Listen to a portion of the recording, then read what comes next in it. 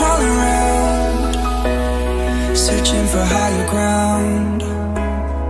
Can't see in front of me, my enemies. I've tried every possibility, ability to know if I can bleed.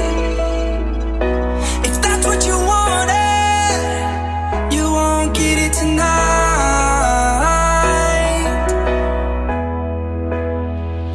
'Cause I can fly, I can fly.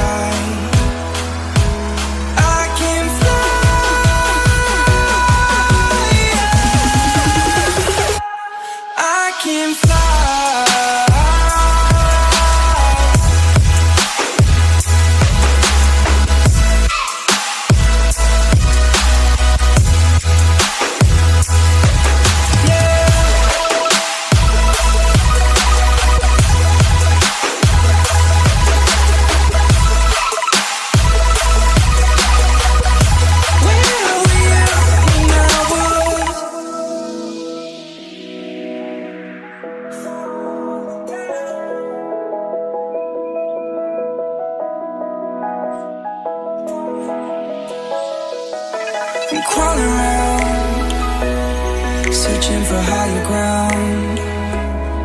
Can't see in front of me, my enemies. I've tried every possibility, ability to know if I can bleed. If that's what you wanted, you won't get it tonight.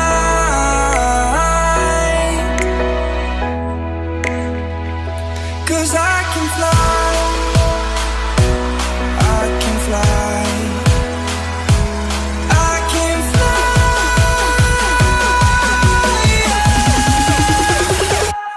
I can fly.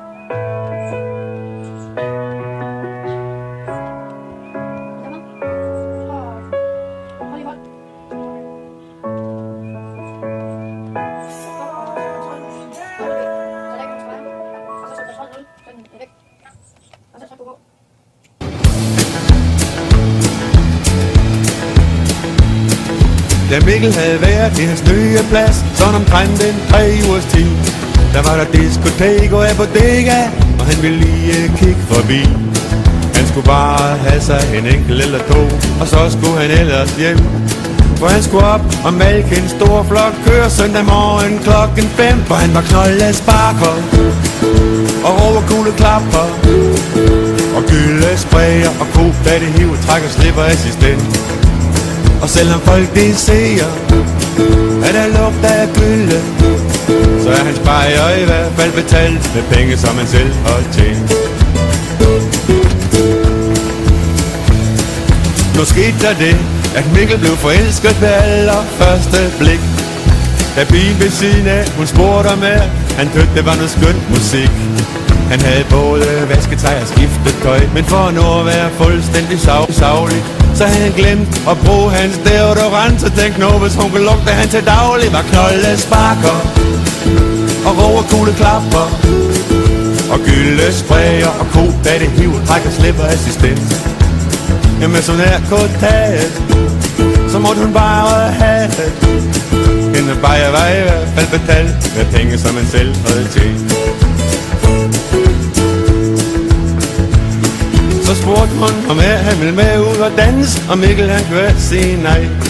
Han var rej for at lugten skulle skræmme hende, men han tødte han kunne være så fej.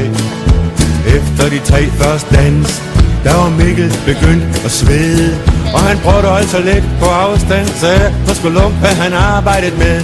Men den 4. dans, det var en sjæler, så nu kunne det længere holdes hemmeligt.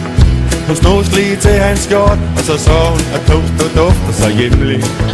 Han spurgte, hvad hun mente med det, Hun sagde, du lugter ligesom min far.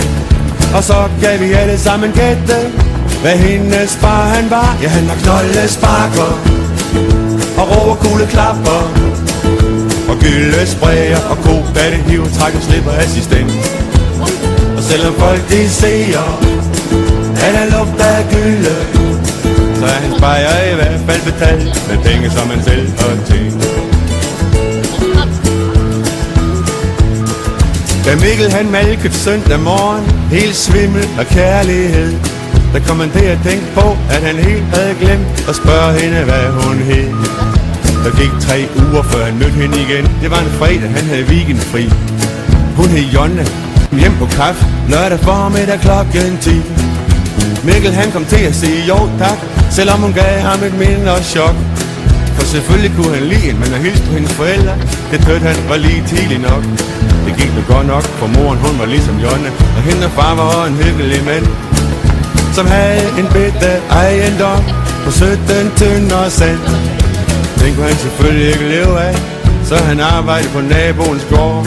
Det havde han gjort, siden han blev konfirmeret, og hver dag 47 år som knoldesparker og råkugle klapper og gyldesprayer og kobatte hiv, træk og slipper assistent.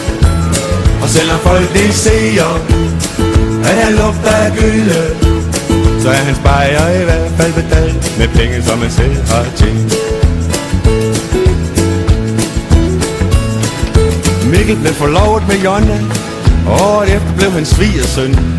Så begyndte Jonas den gamle at snakke om, at han ville til at gå på efterløn. Så kunne Mikkel måske få hans plads, hvis altså køren de er med sat ud. For det var et af de år, man kunne gøre det med et fedt EF-tilskud. Men køren de fik lov til at leve, og Mikkel fik hans svigerfars job. Og da han havde været der et år, der blev lønnen endda sat op. Jonna hun fik efterhånden 4 børn, for det var bare noget hun kunne.